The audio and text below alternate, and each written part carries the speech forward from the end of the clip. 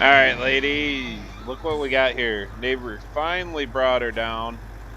We got that box already full. This is like how unprepared I am. As you see, kind of cloudy and everything.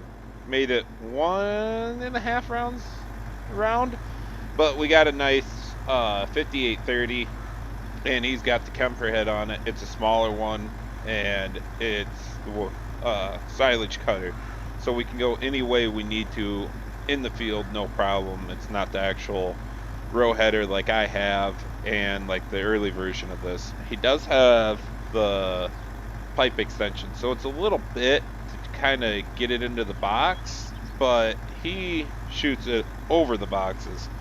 Mine still have the roofs on them. I'm not taking the roof off just for this, but he said, yeah, have fun, get after it, and here we are. So it's one of those learning curves, I guess you could say, that I'm not getting used to very quick. But I figured we'd get into this. Alright, let's see here. Give her a stop. If I can get my buttons right.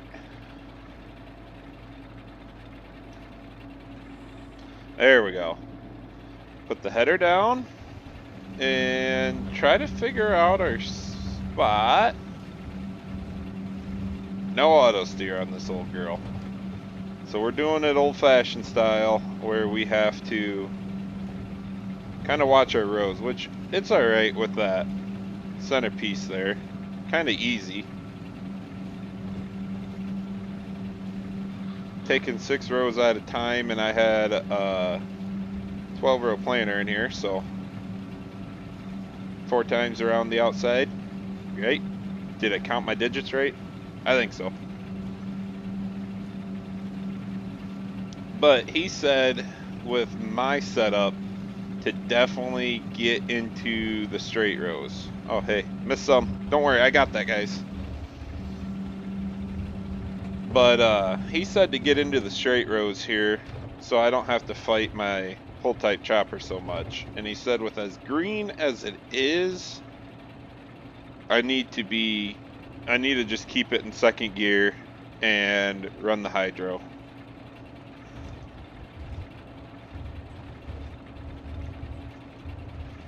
Actually, kind of glad I did this because I didn't do the best of planting, so the end rows are really messed up. Even with my pull type chopper, I get through it.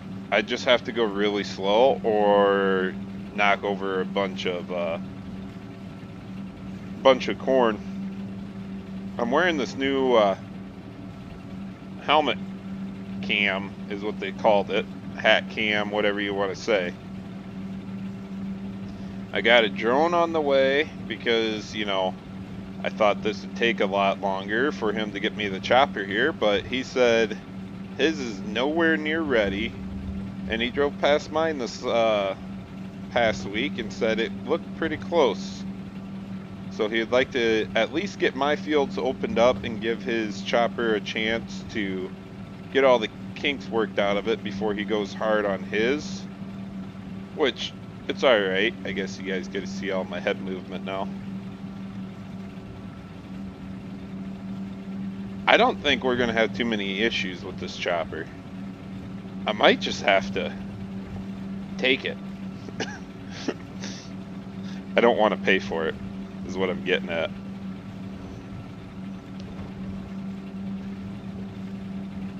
Oh god, this is where it gets a little sketchy. You don't know where you're going because of the point rows like this. Ah, missing some. Oh hey, there's that big gap. Whoa, was not ready for that. As you guys can see, this is a whole new learning curve for me. Did I make it? Oh, I made it in the box. We are golden. I should know these fields better, but I don't. We're just going to run with it.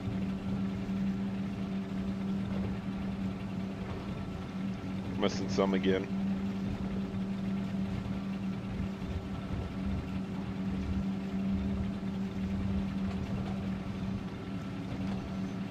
Okay, so I didn't go quite around the outside twice. I forgot about that. I turned around right there at that waterway. So I guess in this video for right now, I'll go once around the outside if we don't get full. So be it. But I gotta get the silage blower and the 4320 hooked up and ready to go yet before we can start moving a lot of silage. And hopefully it's not too wet that I struggle blowing this in the silo. And then he said he would be back sometime. Never said when, never said the day. He said he'd be back sometime with the corn header to fit on this for our earlage, or crack corn, fermented crack corn, or CCM, whatever you guys want to call that, which will also go into a silo. Then I have a bit more to choose from and try to figure out my feeding mixtures just right. But this thing is working slick.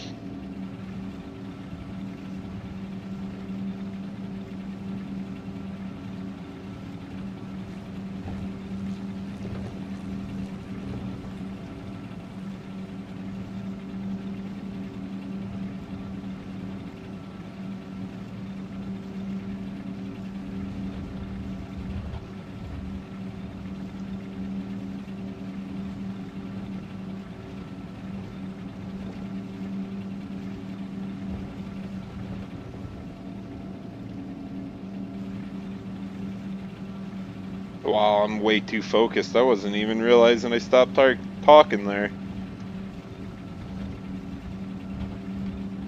I guess I get kind of nervous since it's not mine. This thing breaks and he blames it on me. That's going to be a uh-oh. We really don't have the kind of cash to be fixing everybody else's stuff.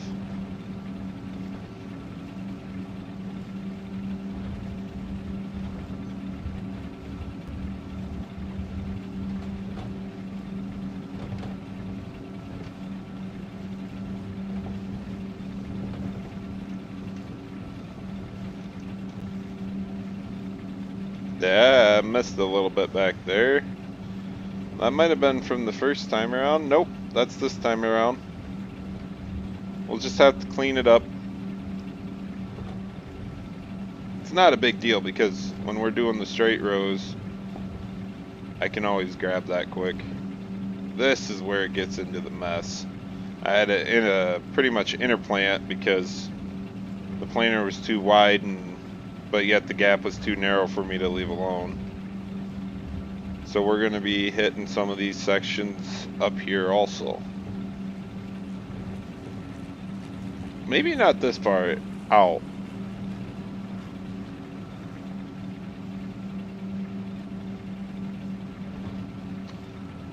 But I'm definitely going to do something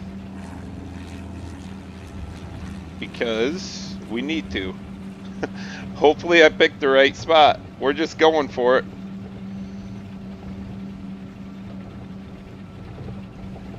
Kind of see where I'm going, kind of not. Alright, there we go.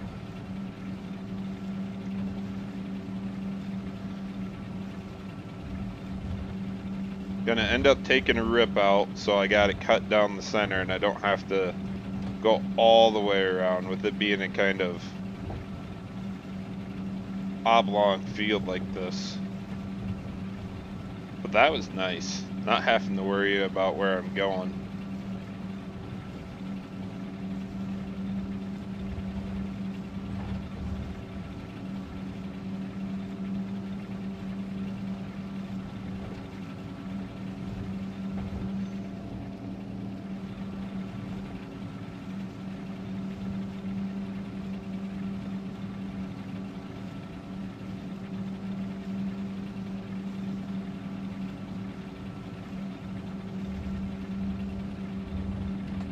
A little bit of grass never hurt anybody.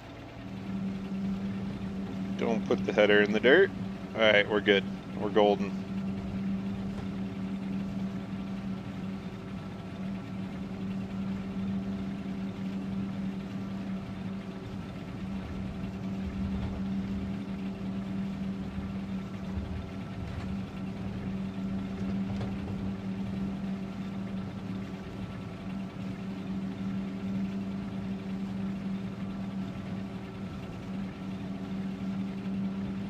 What a beaut.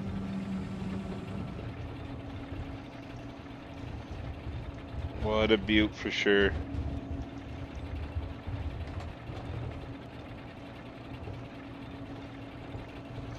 Well, ladies, I think that's just going to have to call it for the video right now.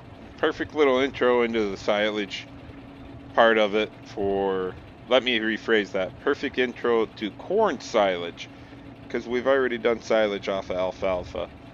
We will be after one more cut on the alfalfa field, but that'll be for hay bales only.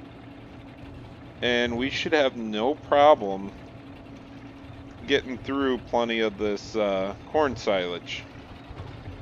But I want to get the blower set up and take care of these two wagons here before I get too much farther. And then if my neighbor ends up coming back, he'll end up running this hog for me while I chase wagons, I think. But thanks for tuning in. Till next time, ladies.